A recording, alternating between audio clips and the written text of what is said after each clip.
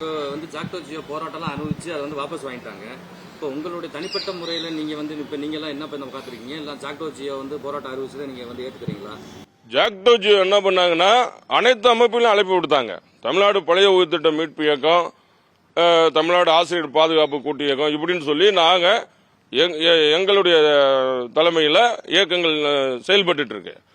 இப்போ இந்த எல்லா அமைப்பும் என்ன செய்யறாங்கன்னா போராட்டத்துக்கு போக எல்லாரும் வா வா வான்னு அழைக்கிறாங்க. நாங்க என்ன செய்யறோம் அப்படின்னா கோரிக்கை ஒண்ணு, நாங்க ஊரு கூடினா கூத்தாடிக்கு ஆனந்தம் அப்படின்னு சொல்லுவாங்க. ஊர் ரெண்டு பட்டா கூத்தாடிக்கு ஆனந்தம். இந்த அரசுக்கு நாங்க ஒற்றுமையா இருக்கணும்ன்றதை இவங்களோட இணைஞ்சு பயணிச்சோம். ஆனா இவர்கள ஒரு குறிப்பிட்ட சிலர் கடந்த ஆட்சியில ஆட்சி மாற்றம் ஒன்றே குறிக்கோளா செயல்பட்டவங்க இதே விஷயத்த 10 ஆண்டுகளுக்கு முன்னாடியே இவர்கள் இதை ஒத்துக்கொண்டிருந்தா இது சிபிஎஸ் திட்டம், நான் சொல்லக்கூடிய அந்த சிபிஎஸ் திட்டத்தை அதை முறையாக கூட நடைமுறைப்படுத்துங்க, மற்றத நம்ம அடுத்த கட்டமா நம்ம பழைய ஓய்வு திட்டத்தை செயல்பட்டுக்கலாம்னு சொல்லியிருந்தாங்கன்னா இப்ப இதுவரைக்கும் ஓய்வு பெற்ற 50,000 பேர் பாதிக்கப்பட்டிருக்க மாட்டாங்க. இதுவரைக்கும் சிபிஎஸ் திட்டத்தில் ஓய்வு பெற்ற அந்த அரசு ஆசிரியர்களுடைய நிலைமை கருணை சிறப்பு கருணை ஓய்வுன்றாங்க. அவர்களுக்கும் இப்ப ஓய்வு பெற இருக்கிறவர்களுக்கு இணையான ஓய்வூதியம் வழங்கப்படணும். இதுதான் அரசியலமைப்பு சட்டம் சொல்லுது. இதான் மத்திய அரசும் செஞ்சிட்டு இருக்கு. இப்ப இந்த திட்டத்தை இவர்கள் பழைய ஓய்வு திட்டம்னு பொய் பிரச்சாரம் பண்றாங்க. இந்த திட்டம் பழைய இது என்பிஎஸ், அதாவது மத்திய அரசனுடைய யூபிஎஸ் திட்டத்திலிருந்து இது காப்பி அடிக்கப்பட்டிருக்கு.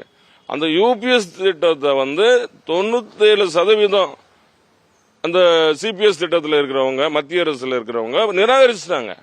வெறும் ஒரு 30,000 பேர் தான் இந்த திட்டத்தை ஏற்றுக்கொண்டிருக்காங்க. அப்படிப்பட்ட சூழ்நிலையில இந்த ஜாக்டோ ஜியோ இந்த அரசனுடைய இடைத்தரகர்கள் இத பழைய ஓய்வு திட்டம்னு சொல்லி பொய் பிரச்சாரம் பண்றதுக்கு இவர்களுக்கு ஏதோ அரசு சலுகை வழங்குதுன்னு நான் குற்றச்சாட்டு வைக்கிறேன். தமிழக அரசுக்கு என்ன கோரிக்கை? அரசுக்கு இன்னைக்கு ஏன் இந்த 13,000 கோடி நீங்க ஒதுக்கணும்? இந்த வருடத்துக்கு நீங்க எப்பவோ ரிட்டையர்மெண்ட் ஆக போறவங்களுக்கு சேர்த்து நீங்க இன்னைக்கு ஒதுக்கிட்டு இருக்கிறீங்க. இன்னைக்கு என்ன பொருளாதார நிலைமை, இன்னைக்கு நாட்டில் என்ன கரண்ட் சுமை இருக்கு, இன்னைக்கு என்ன தேவை இருக்கு அப்படின்ற அடிப்படையில் நீங்க முடிவு எடுக்கணும். நீங்க இப்ப இன்னும் இன்னைக்கு 6 லட்சம் பேர்னா நாளைக்கு இன்னும் மொத்தம் 12 லட்சம் பேர் அரசு ஊழியர்களுடைய கணக்கு. நீங்க 12 லட்சம் பேருக்கு இன்னைக்கே நான் ஒதுக்குறேன்னு ஒதுக்கி அதை நீங்க கொண்டு போய் எல்ஐசிலையும், அதாவது அதானி அம்பானி பங்குதாரரா உள்ள நீங்க அந்த நிறுவனங்கள்ல நீங்க போய் இதை மொத்தமா போட்டீங்கன்னா நாளைக்கு இந்த மொத்த பணமும் பங்கு சந்தையில அடிபட்டு போச்சுன்னா இன்னைக்கு போக்குவரத்து ஊழியர்களுடைய அந்த நிதி, ஓய்வூதிய நிதி எங்க இருக்குன்னே தெரியல. அந்த ஒரு மோசமான நிலைமைக்கு அரசு ஊழியர் ஆசிரியர் தள்ளப்படுவார். நாங்க பழைய ஓய்வு திட்டம் மட்டும்தான் பாதுகாப்பானது, அரசுக்கு சுமை இல்லாதது. 1.25 கோடி மகளிருக்கு மாதம் 1000 ரூபாய் வீதம் 1,80 லட்சம், அதாவது 1,80,000 கோடியை ஒதுக்குறீங்க. இப்ப இந்த அரசு ஊழியர் ஆசிரியர், அதாவது இன்னைக்கு தமிழ்நாட்டில் 1.5% பேர் தான் இருக்கிறோம். நீங்க 12 லட்சம் பேர்ல 8.25 லட்சம் பேர் தான் நாங்க இப்ப பணியில இருக்கிறோம். இன்னும் 3.25 லட்சம் நீங்க நிரப்பவே இல்லை. இப்போ அந்த ஒதுக்கீடு செய்யப்பட்ட பணியிடங்களுக்கான நிதியும் நீங்க என்ன பண்றீங்கன்னு தெரியல. இப்போ 1.5 கோடி மகளிருக்கு நீங்க மகளிர் உரிமை தொகை கொடுக்கணும்ன்றீங்க. குடும்பத்துக்கு ஒருவருக்கு நீங்க அரசு வேலை கொடுத்தோம்னு சொல்லிட்டு நிதி சோமா இருக்குன்னு சொன்னா பரவாயில்ல.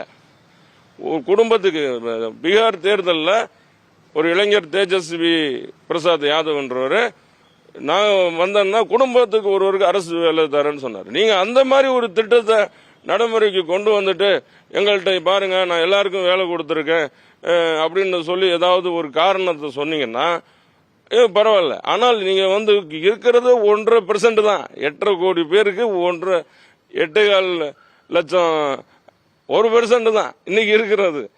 அவங்கள வச்சுதான் நீங்க அரசு நலத்திட்டங்களை கொண்டு செல்லணும். ஆனா அவர்களுக்கே நீங்க பென்ஷன் கொடுக்க முடியாது அப்படின்னு சொல்றது மிகவும் அபத்தமானது. பழைய ஓய்வு திட்டத்தை உடனே நடைமுறைப்படுத்துவதன் மூலம் தமிழ்நாட்டுக்கும் நல்லது, தமிழ்நாடு அரசு ஊழியர் ஆசிரியர்களுக்கும் நல்லது என்பதை தெரிவித்துக் கொள்கிறேன். ஆரோக்கியதாஸ். மாநில தலைமை ஒருங்கிணைப்பாளர் தமிழ்நாடு பழைய ஓய்வு திட்ட மீட்பு இயக்கம்.